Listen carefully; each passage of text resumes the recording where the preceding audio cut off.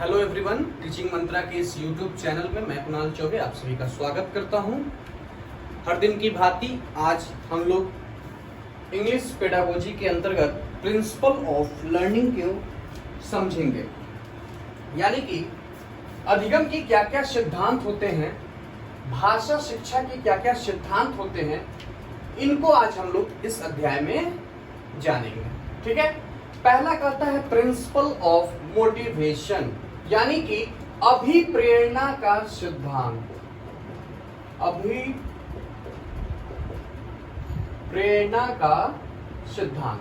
देखिए, पिछले वीडियो को अगर नहीं देखे होंगे तो देख लीजिएगा, क्योंकि उसमें हम लोगों ने मोटिवेशन के बारे में जाना था कि बीएफ स्किनर ने कहा था, बीएफ स्किनर जी कहे हुए थे कि motivation is the national highway of learning. ठीक है, क्या कहा था उन्होंने कि मोटिवेशन जो है, अभिप्रेरणा जो है, लर्निंग का नेशनल हाईवे होता है। यानी कि व्यक्ति जब तक इंटरनली खुद से वह मोटिवेटेड नहीं है, अभिप्रेरित नहीं है, तो लाख प्रयास करने के बावजूद भी वह कुछ सीख नहीं सकता है। तो सबसे बड़ी बात कही गई कि मोटिवेशन जो है नेशनल हाईवे की तरह वर्क करता है। ठीक है, इसी से रिलेटेड एक और बात कही गई कि motivation is the प्रीरिक्विसाइट of learning, यानी कि अभिप्रेरणा जो है यह अधिगम की या सीखने की पहली शर्त होती है। किसी भी भाषा को सीखने के लिए सबसे ज्यादा जरूरी है, जो पहली शर्त है हमारी, प्रीरिक्विसाइट जो है हमारी, वह मोटिवेशन होती है। यानी कि क्या है प्रिंसिपल ऑफ मोटिवेशन, कि जब तक व्यक्ति इंटरनली मोटिवेटेड नहीं है तब तक जो है वह किसी भी भाषा को सीख नहीं सकता है। यानी कि किसी भी भाषा को सीखने में सबसे अहम भूमिका अगर हम बात करें तो सबसे अहम भूमिका जो होती है वह मोटिवेशन प्ले करती है। ठीक है, क्लियर है यहां तक? आगे आइए, दूसरा पॉइंट कहता है principle of habit formation. Principle of habit formation यानी कि आदत निर्माण का सिद्धांत। आदत निर्माण। ठीक है, हम और आप सभी जानते हैं कि जब हम किसी भी वस्तु कहिए, किसी एक्टिविटी को कहिए, उसके तरफ जब हम हैबिचुएटेड हो जाते हैं तो वह चीज जो है, एडिक्टेड जब हो जाते हैं तो वह चीज हमारे लिए बहुत ही इजी हो जाती है। उसी तरीके से कहता है कि अगर हम लोग सीखने सिखाने के इस क्रम में, पढ़ने पढ़ाने के इस क्रम में, भाषा सीखने के दौरान यदि हम आदत निर्माण कर लेते हैं, आदत का निर्माण कर लेते हैं, तो क्या है कि यह जो है हमारा लैंग्वेज जो है अच्छे तरीके से हम लोग उसका विकास कर सकेंगे। जैसे कि अगर हम लोगों को मदर टंग ही हैबिट में हम लोगों की होती है तो वो क्या होता है, हम उसे अनकॉन्शियसली, अचेतन रूप से सीखते हैं। लेकिन वही अगर हम लोग को फॉरेन लैंग्वेज, इंग्लिश, फ्रेंच वगैरह सीखनी हो तो हमें क्या करना पड़ता है, एक हैबिट फॉर्म करना पड़ता है, और हैबिट फॉर्मेशन के बाद ही वह क्या होता है हमारे डेली लाइफ में, फिर हम उसको सीख पाते हैं। तो वही कहता है कि हमारे लिए हैबिट फॉर्मेशन भी बहुत ज्यादा जरूरी होता है। ठीक है, आगे आते हैं। अगला प्रिंसिपल कहता है प्रिंसिपल ऑफ इमिटेशन,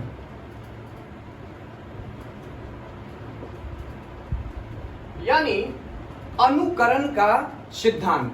हम सभी जानते हैं, हम सभी के घर में कभी न कभी छोटे बच्चे जरूर रहे होंगे, तो उनको हम लोगों ने देखा होगा कि बड़े बुजुर्ग जो करते हैं वह बच्चा जो है उसको देख के उसका अनुकरण भी करता है और वह सीख जाता है। जैसे अगर हम लोग बोलते ही हैं तो वह हमारे बोली को ही अनुकरित करते करते वो उसको सीख लेता है। तो उसी तरीके से कहता है कि भाषा सिखाने में भी अगर बच्चे जो हैं वो क्या करते हैं कि अपने बड़े का, टीचर्स का, पेरेंट्स का, फ्रेंड्स का, फैमिली मेंबर्स का वह इमिटेशन का कार्य करता है, यानी कि वह अपने इर्द गिर्द जो क्रियाकलाप होती है उसको देखकर वह कार्य रिपीट करता है, वही चीज हमारा इमिटेशन हुआ।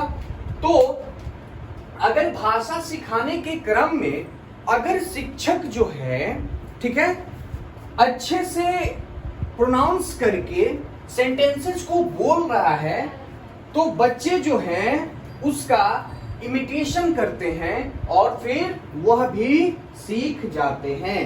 यानी कि बात करें तो एक अच्छा शिक्षक ही एक अच्छे बच्चे को डेवलप कर सकता है। यानी कि अगर टीचर जो है अगर एक रोल मॉडल नहीं होगा तो वह खुद गलतियां करेगा तो बच्चे को क्या खाक से ही सिखा पाएगा? नहीं। तो बच्चे को यहाँ पे एक रोल मॉडल बनना पड़ेगा, सॉरी शिक्षक को एक रोल मॉडल बनना पड़ेगा ताकि बच्चे जो है उसका इमिटेशन करके और खुद का विकास सही से कर सके और उसका लैंग्वेज डेवलपमेंट सही से हो पाए। ठीक है, क्लियर है? कोई दिक्कत? आगे आइए, अगला कहता है principle of practice and drill.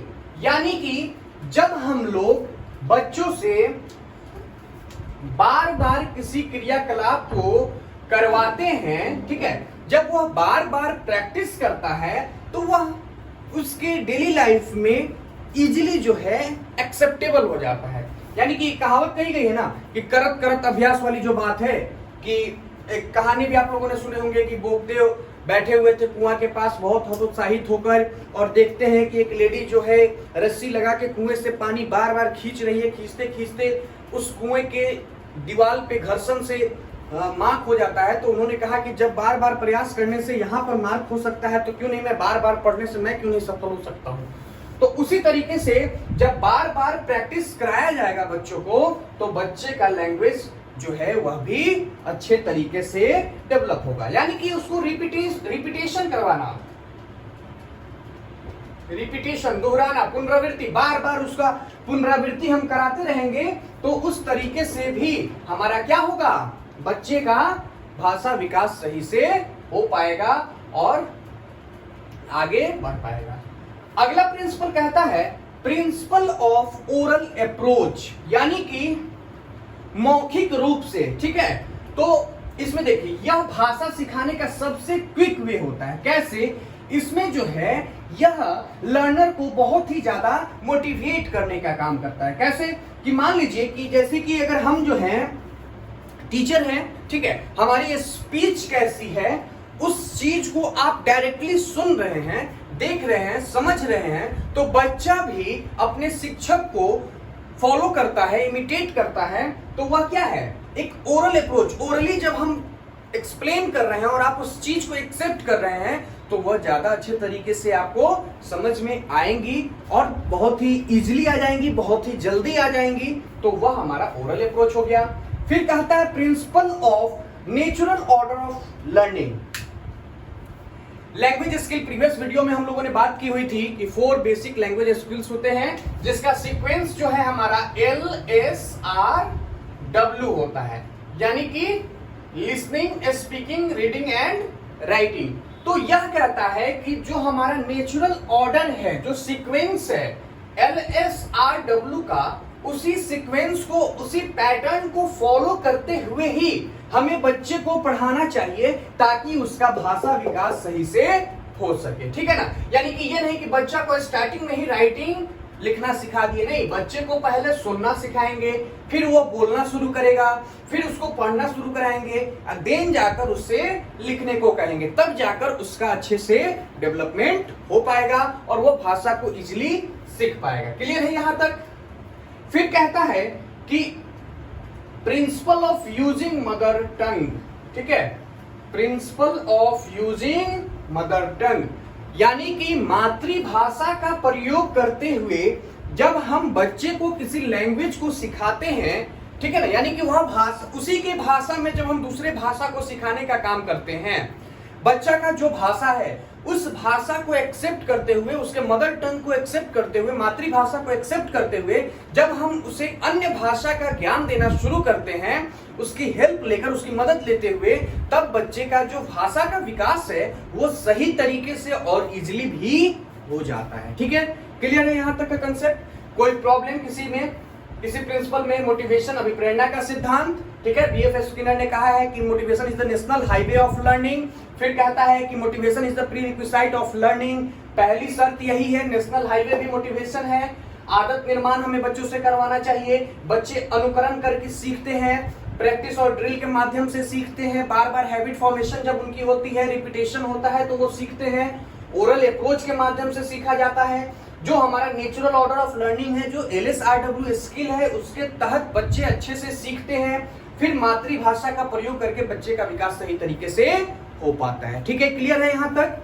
इस वीडियो में कोई कंफ्यूजन हो, आपको इस टॉपिक में कोई समस्या आ रही हो, कोई दुख दर्द परेशानी हो, तो आप कमेंट सेक्शन में कमेंट करके अपने डाउट को क्लियर करिए और साथ ही साथ चैनल को सब्सक्राइब भी करें और ज्यादा से ज्यादा लोगों तक शेयर भी करें। चलिए, thank you and have a nice day.